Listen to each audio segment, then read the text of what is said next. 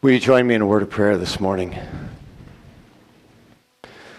O Lord, may the words of my mouth and the meditations of our hearts be acceptable in your sight. O Lord, our rock and our redeemer. Amen.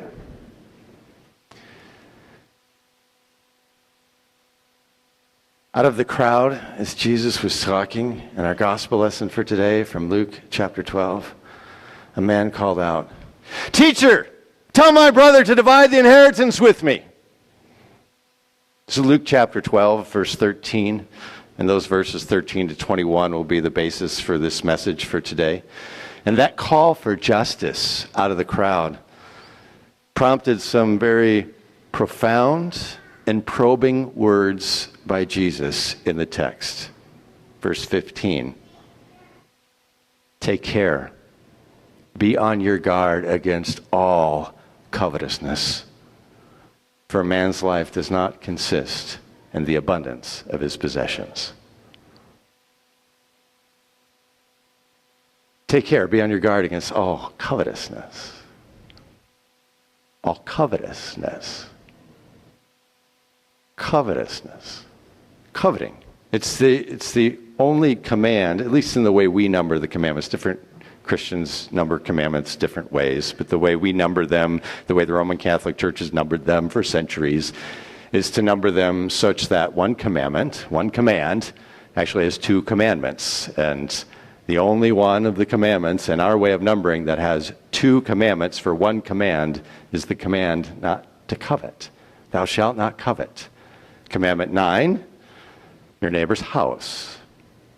Commandment 10, their spouse, their maidservant, their manservant, their ox or donkey or anything else that belongs to your neighbor. I'm sure you don't have trouble coveting people's oxes and donkeys. That's the way it's written as the Lord first gave the commandments through the prophetic voice of the lawgiver Moses on Mount Sinai back in Exodus chapter 20, verse 17. You shall not covet oxes and donkeys or anything else that is your neighbor. Nobody's coveting anyone else's oxes and donkeys in our day and age. We have different ways of getting around. We have vehicles. You ever find yourself really wishing you had that car? I drive a 20-year-old Jeep Wrangler. It's got well over 200,000 miles on it. I love it. I love being part of the Jeep community. It's a community like no other community I've ever been a part of, at least for vehicle communities. I don't know, maybe other vehicle owners do this, but in the Jeep community, when I pass by another person driving a Jeep Wrangler, there's this connection and a little wave and a nod that takes place between the two drivers as they pass each other. And maybe that happens with other vehicles, I don't know, but I enjoy that about driving a Jeep Wrangler. So it just goes to show that I notice other Jeep Wranglers that are driving on the road. I notice because I'm always trying to catch the eye of the driver just to see if they're going to do the nod and the wave, if they're really a part of the Jeep community. But it also means I notice other Jeep Wranglers. And I think, ooh, that one has some nice tires with big mud lugs on them. Ooh, the soft top on that one still has clear windows, not clouded over by age. You could probably see through those. You can't in mine, and they're not taped together with Gorilla Tape like mine are. Ooh, the paint job on that one isn't bubbling where it's rusting underneath like mine is. I'm not saying this to build sympathy in hopes that any of you will try to help me to get a better vehicle. That's not the point. The point is that covetousness is pervasive.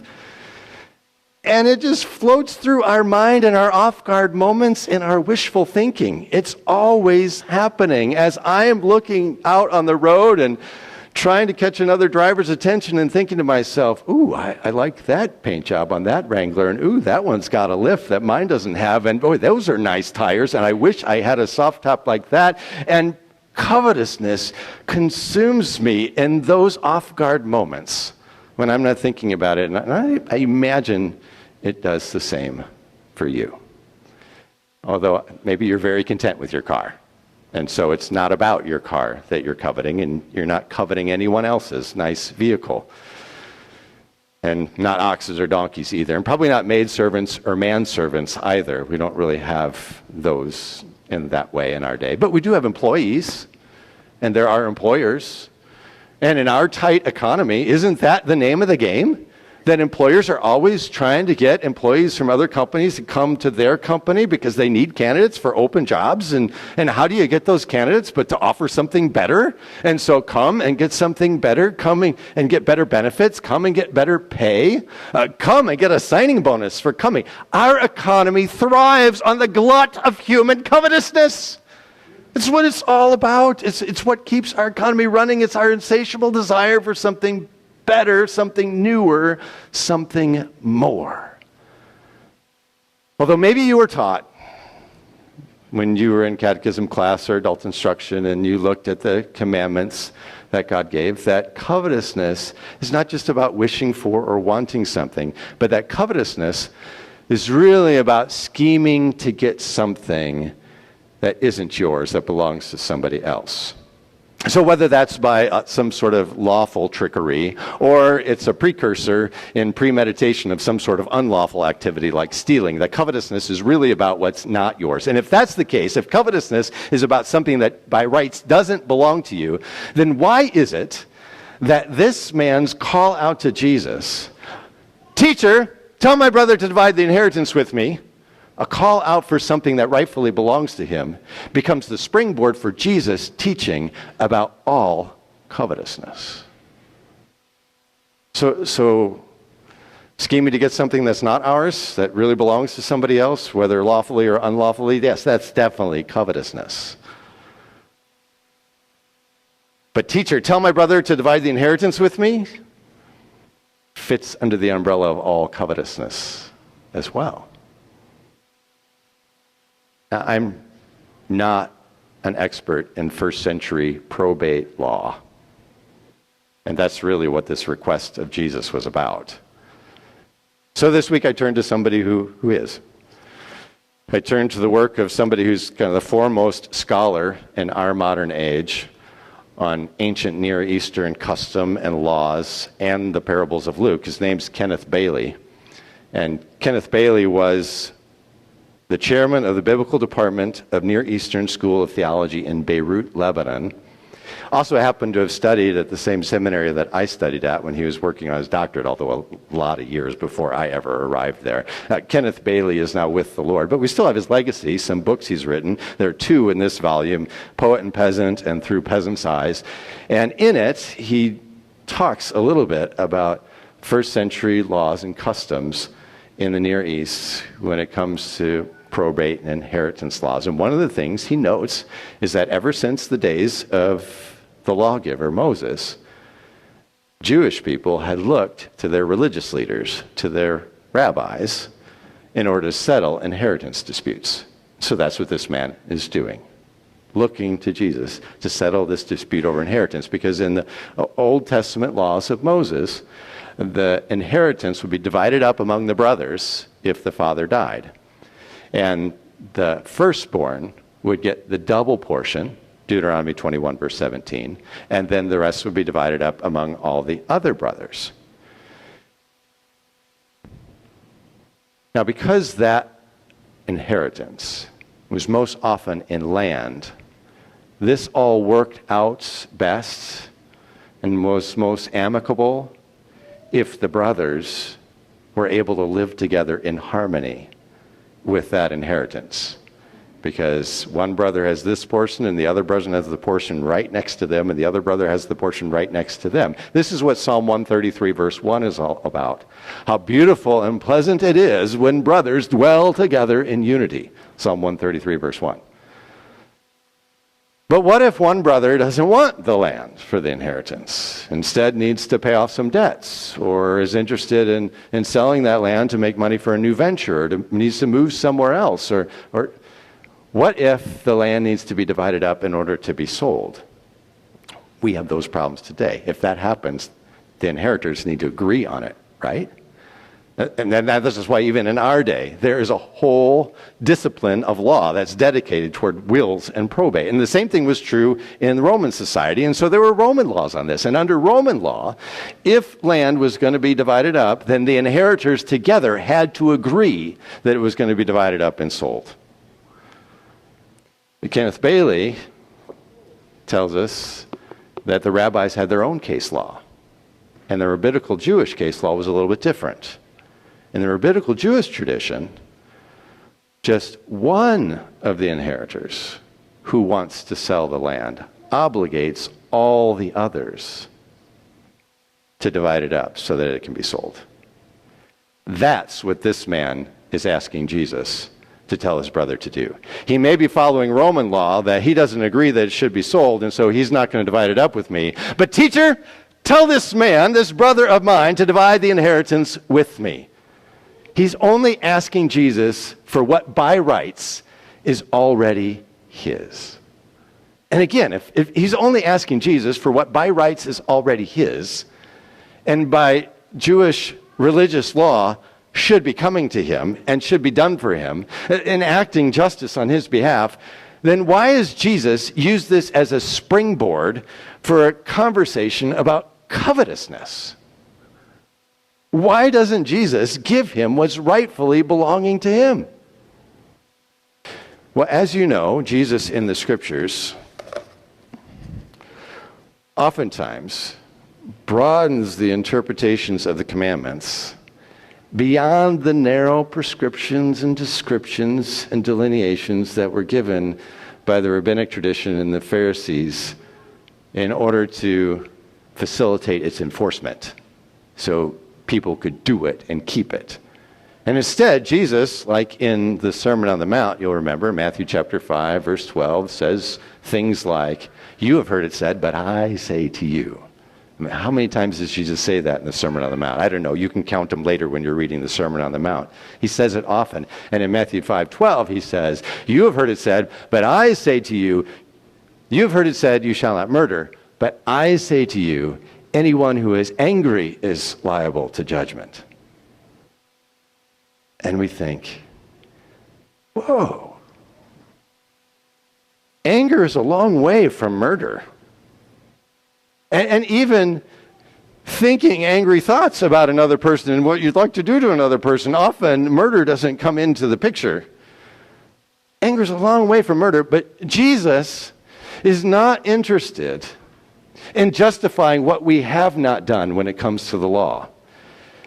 Instead, Jesus is always driving us back to the heart of the commandment itself. And in the case of murder, what's at the heart is the anger between one person and another. And so when it comes to covetousness, it's not about what I didn't do. I'm not really scheming to get this. I'm not trying to swindle somebody out of it. I mean, just think about this request from the man in the text. That request is not arising from a con artist or a swindler who's saying to Jesus, "Tell him to divide the inheritance from me." It's coming from somebody with an honest heart. But when Jesus takes it back to that heart, it's not fully honest, because what Jesus sees there is covetousness. And that covetousness, just like anger, divides. Anger divides and covetousness divides. And Jesus did not come into this world as God in human flesh in order to be the divider of mankind. Jesus came as the reconciler, who reconciles us to God, and in God, us with one another. That's Jesus' purpose, to reconcile and draw us together in him. This man who called out to Jesus said, "Teacher, tell my brother to divide the inheritance with me." He's asking Jesus to enact justice on his behalf, but he's not willing to learn justice from Jesus. He already knows what's just. What's just is what I want my brother to do, and he's not doing it because he's not following the justice of the law, but he's not willing to learn the justice of Jesus. Instead, he simply wants Jesus to enact his justice for him, where Jesus is operating with a different kind of justice. Jesus is operating with a justice that gives forgiveness to the unjust. Jesus is operating with a kind of justice that unites the lost and the found together in one. Jesus is operating with the kind of justice that brings a people together to be a treasured possession for God. That's what God told the people of Israel through the prophetic voice of the lawgiver Moses from Mount Sinai before he ever gave them the commandments. The chapter before, Exodus chapter 19, verse 5, he said, "You will be for me a treasured possession."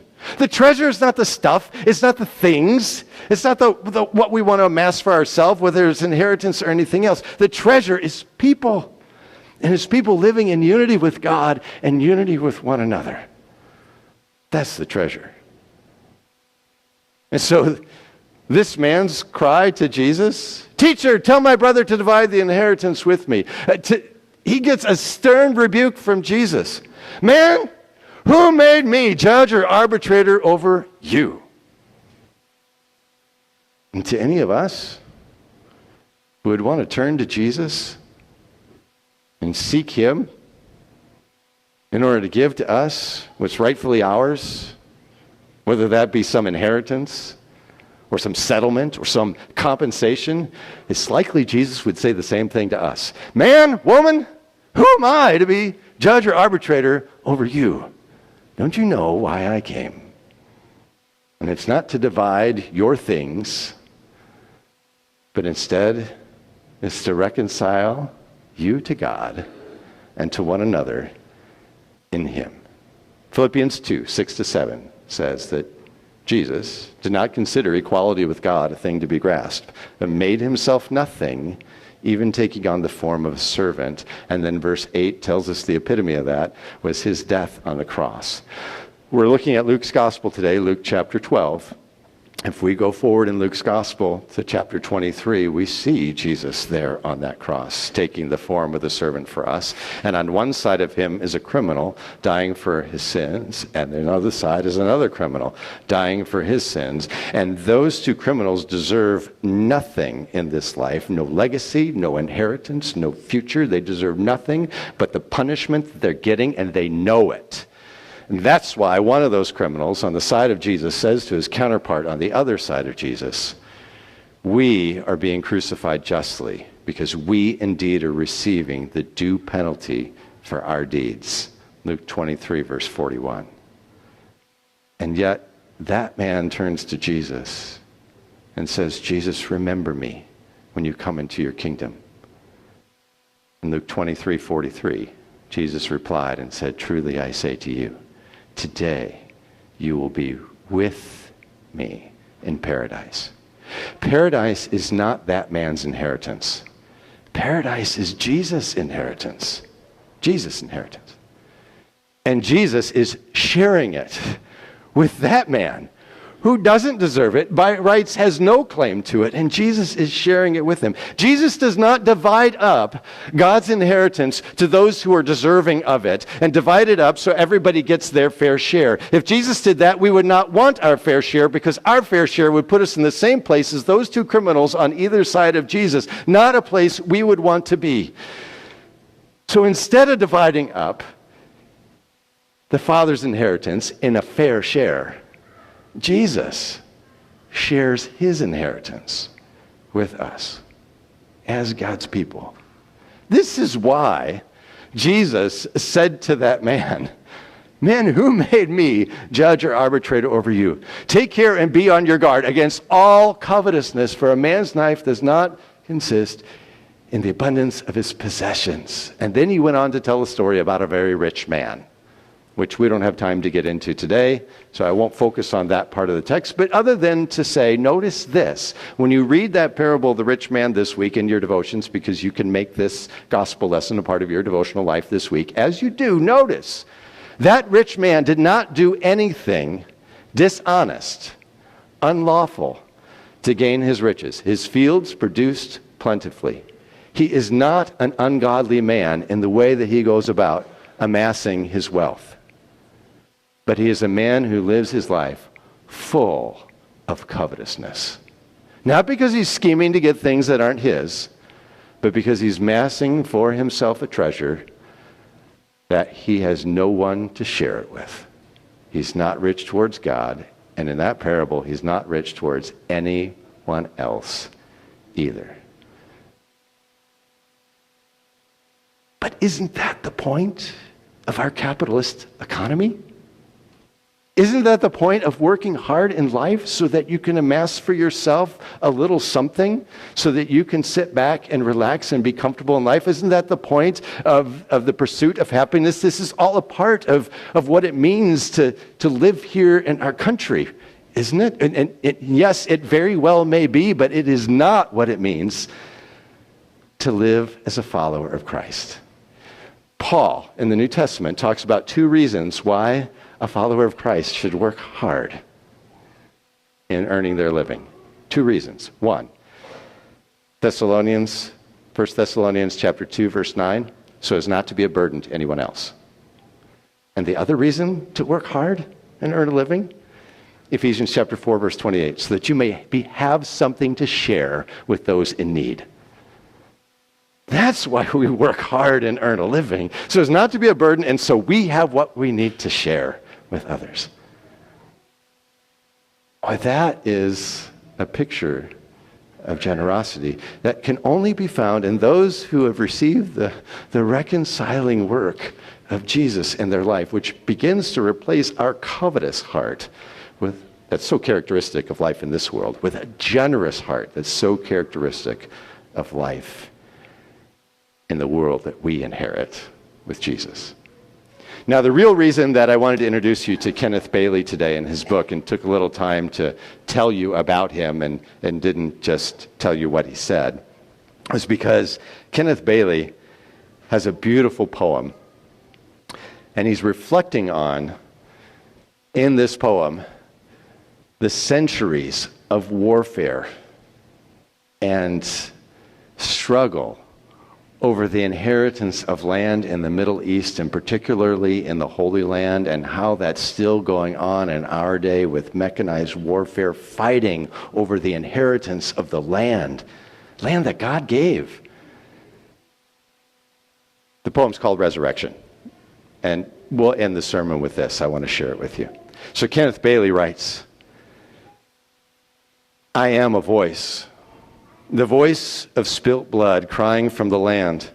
The life is in the blood, and for years my life flowed through the veins of a young man. My voice was heard through his voice. My life was his life. And then a volcano erupted, and a series of numbering days, all human voices were silenced amid the roar of heavy guns and the harsh clank of tank tracks and the bone-jarring shudder of sonic booms, and gladiators with million-dollar swords killed each other high in the sky. And then suddenly there was the swish of a rocket launcher and the dirty yellow flash, and all hell roared, and the clanking of great tracks stopped, and a young man, my young man, staggered, screaming from his inferno. His body twitched and flopped in the sand, and I was spilt into the earth, into the holy earth of the Holy Land. The battle moved on. The wounded vehicles burned, scorched, cooked. The meat wagons carried the bodies away. And as the chill of the desert night settled over the ridge and dune, I stiffened and blackened in the sand. And then the timeless silence of the now scarred desert returned, and there, congealed in the land of the prophet, priest, and king, I heard a voice from deep in the land, a voice of an ageless age, a voice from other blood, once violently shed in the land. And the voice told me an ancient story. If you're following the poem thus far, now the blood that's crying out is Jesus' blood. And the voice told me an ancient story. The precious blood intoned this ancient tale. A certain man had 2 sons, and one was rich and the other poor. And the rich one had no children, while the poor son was blessed with many sons and many daughters. In time, the father fell ill. And sure he would not live through the week, on Saturday he called his sons to his side and gave each of them the land of their inheritance. And then he died. Before sundown, the sons buried their father with respect, as custom requires. And that night, each son could not sleep. One son said to himself, "What my father did was not just. I am rich, and my brother is poor. I have bread enough to spare. My brother's children eat one day and have to trust God for the next. I must move the landmark which our father has set in the middle of the land, so that my brother will have the greater share. But he must not see me, for if he sees me, he will be shamed. I must rise early in the morning before dawn and move the landmark." With this, he fell asleep, and his sleep was secure and peaceful. Meanwhile, the poor brother could not sleep. As he lay restless on his bed, he said to himself, "What my father did was not just. Here I am surrounded by the joy of many sons and many daughters, while my brother faces daily the shame of having no sons to carry on his name, no daughters to comfort him in his old age. He should have the land of our fathers. Perhaps in part it will compensate him for his indescribable poverty. But if I give it to him, he will be shamed. So I must wake early in the morning before dawn and go and move the landmark our father set." With this, he went to sleep, and his sleep was secure and peaceful.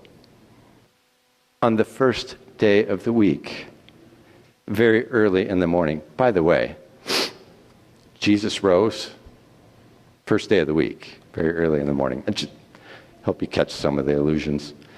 On the first day of the week, very early in the morning, a long time before it was day, the two brothers met at the ancient landmark, and they fell with tears into each other's arms. And on that spot was built the city of Jerusalem by Kenneth Bailey. The city of Jerusalem in Israel today was not built on that spot. But the city of Jerusalem, the New Jerusalem, is built on that spot. That kind of loving generosity that reconciles us to God and us to one another. May we live in that today. In Jesus' name, amen.